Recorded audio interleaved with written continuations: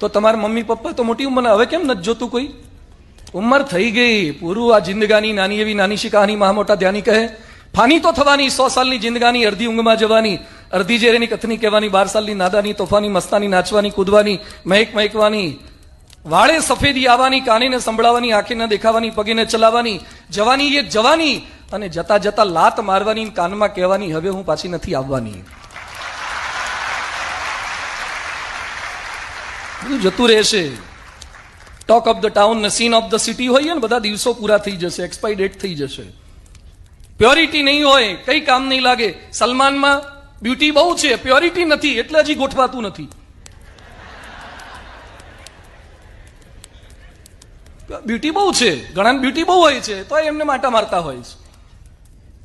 Purity લાવવાની છે, પવિત્રતા, ચારિત્રની પવિત્રતા.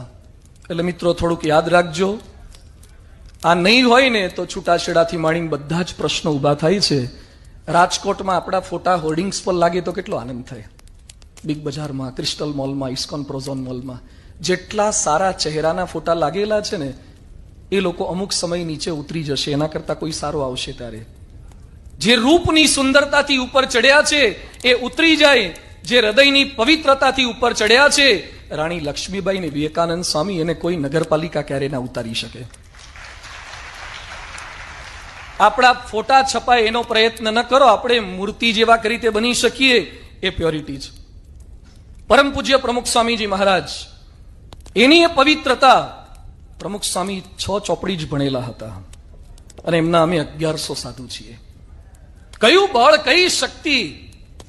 છોડી દેવાય, આટલું બધું છોડીને એમની સેવામાં આવી જવાય. અને કલામ સાહેબે પ્રમુખ સ્વામી મહારાજ પર 350-400 પાનાનું પુસ્તક લખ્યું છે, ટ્રાન્સેન્ડન્સ પરાત પર. વિશ્વના ઇતિહાસમાં કોઈ રાષ્ટ્રપતિએ એક વ્યક્તિ પર પુસ્તક લખ્યું હોય એવું પહેલું પુસ્તક હશે.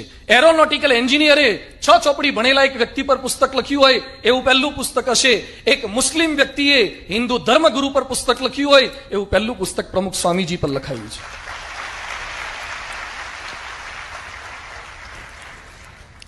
પ્રમુખ સ્વામીનો પ્રભાવ કયો, કઈ પર્સનાલિટી હતી? કોઈ હેરસ્ટાઇલ નહીં, કોઈ કપડાની સ્ટાઇલ નહીં.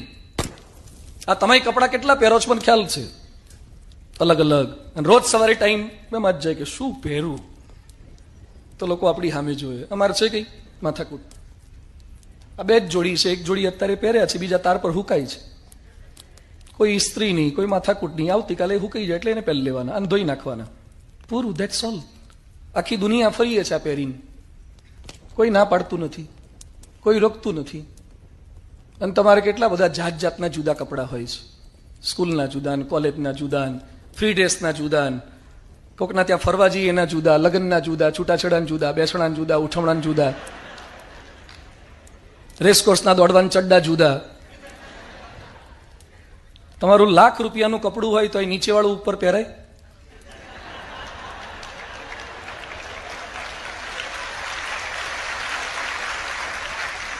અમારું આ ઉપર વાળું નીચે પહેરાય, નીચે વાળું ઉપર પહેરાય. તાલી ના પડતા બાકી હોય આવી જજો આ બાજુ. જસ્ટ ફોર જોકિંગ મારે કહેવું એ છે કે કદાચ તમારી ગરીબ સ્થિતિ હોય ને તો કપડાની ચિંતા ના કરો. દોસ્તો, સારા કપડા વાળા જ પર્સનાલિટી વાળા બને એવું નથી. તમારી તાકાત ના હોય તો શનિવારીના પહેરો. અને જે બિગ બજારમાંથી, મોટા મોલમાંથી લે કપડા વાળા, એ જ સુખી માણસો. મારી પાસે એક છોકરો આવ્યો રાજકોટનો, શર્ટનો ભાવ પૂછ્યો 22,000નો શર્ટ. 22,000નો શર્ટ! મને એટલો આઘાત લાગ્યો એટલે પેન્ટનું મેં પૂછ્યું જ નહીં.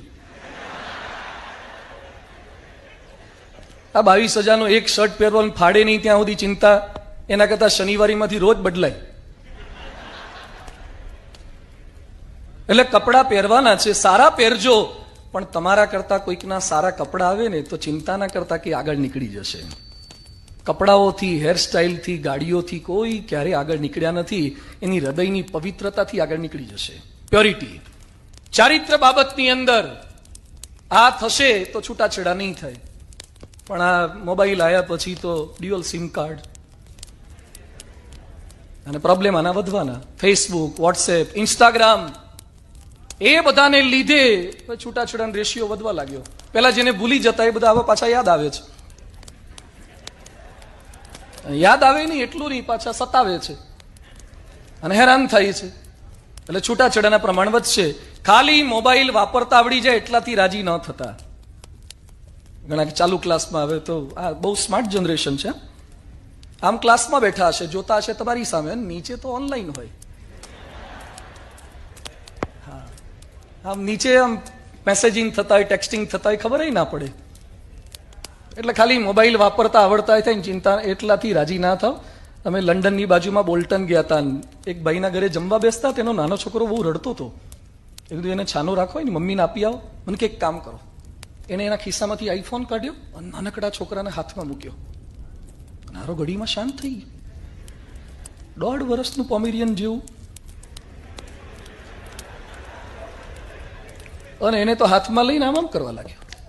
આમ હવે આ ટચ સ્ક્રીન આવ્યા પછી તો ડોહા ડોહી બધા આમ જ હોય છે. તો આને છોકરાએ આમ કર્યું અને એને જે ગમતું હતું એ કાઢ્યું અને ખુશ થઈ ગયો. પહેલા તો આપણે નાના હતા ત્યારે તો ગુગરાન, છડાન, ઘોડિયા પર લટકતા, પેલો આમ દબાવીને વાંદરું ગુલાટ થઈ જાય ને આવું બધું આવતું હતું.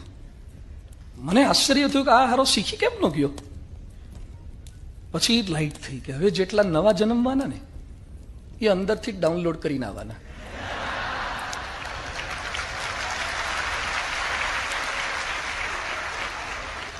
કારણ કે મમ્મીએ 9 મહિના પૂરેપૂરી પ્રેક્ટિસ કરી જ હોય. એટલે પ્લે સ્ટોરમાં જવાની માથાકૂટ જ નહીં ને.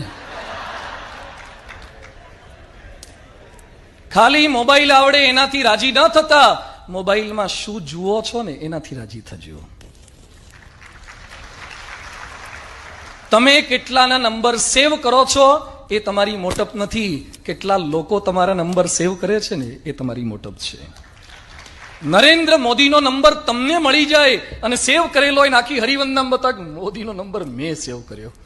મોદીનો નંબર તમે સેવ કરો એમાં તમારી વિશેષતા નથી, પણ મોદી તમારો નંબર સેવ કરે ને એમાં તમારી વિશેષતા છે.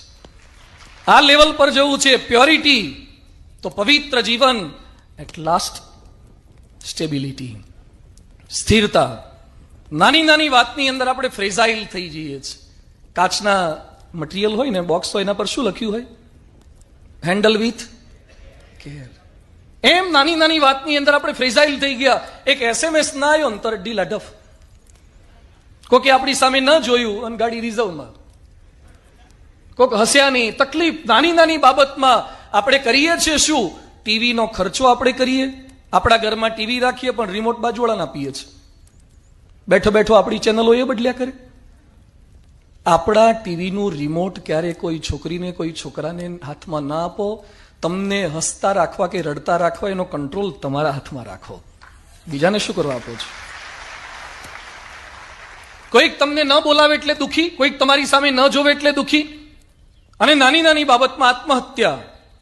આજે હરિવંદનાના તમામ વિદ્યાર્થીઓને અપીલ કરું છું, જિંદગીમાં ગમે તેટલા દુઃખો પ્રશ્નો આવે ને, ક્યારે હત્યાને આત્મહત્યાનો વિચાર પણ ન કરવો. શા માટે મરી જવાનું? આજીમાં પડી જવાનું, ગળે ફાંસો ખાઈ લેવાનો, બિલ્ડિંગ પરથી પડી જવાનું. પ્રેમમાં નિષ્ફળતા મળી, મરી જાઓ. લગ્ન થી 5-7 વર્ષ થયા, છોકરા ના થયા, મરી જાઓ. સાસુ કંઈક બોલ્યા, મરી જાઓ. હમણાં એક ભાઈ જુનાગઢ બાજુથી આવ્યા, એની દીકરીએ એસિડ પી લીધો. મારી આગળ રડતા હતા એ ભાઈ. મને કે સ્વામી મારી દીકરી 22 વર્ષની એસિડ પી ગઈ.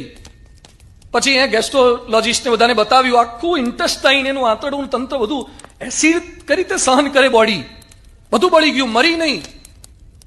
6 મહિના સુધી જમી શકી નથી, પેટમાં પંક્ચર કરી અને ત્યાંથી લિક્વિડ ફૂડ નાખવું પડ્યું. મેં કીધું શા માટે તમારી દીકરીએ એસિડ પીધો?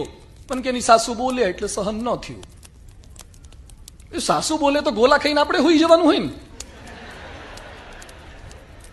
ભલે ને બળતી આપણે ઠંડક ન કરીએ. અને એને બહુ તકલીફ હોય તો એ પીવે. નાની વાતમાં એસિડ પી લેવાનું, કોક તમને ન બોલાવે એટલે એના પર એસિડ છાંટી દેવાનું. આ છોકરા છોકરીઓમાં કિસ્સા બને છે. કોકે રિસ્પોન્સ ના આપ્યો, દગો દીધો, એસિડ છાંટી આવવાના. આ આપણી જીવન છે. હવે આ લાઈફ છે. સ્ટેબિલિટી. નાની નાની વાતમાં મરવાની, ઘર છોડવાની વાતો ના કરો. ઘણા ઘેર ધમકી આપે, છોડ દઈશ, મારી ઈચ્છા મુજબ જો હર્લી એન્ડ ડેવિડસન નહીં આવે ને, હા, બાઇક નહીં આપો તો આમ કરીશ તેમ કરીશ. ખોટી ધમકીઓ ન આપો, કોઈને ધમકી ના આપો. વ્યવસ્થિત જીવન જીવવું છે. સ્ટેબિલિટી. પ્રશ્નો કોને નથી આવ્યા? કૃષ્ણ ભગવાનને પ્રશ્ન હતા કે નહીં હતા?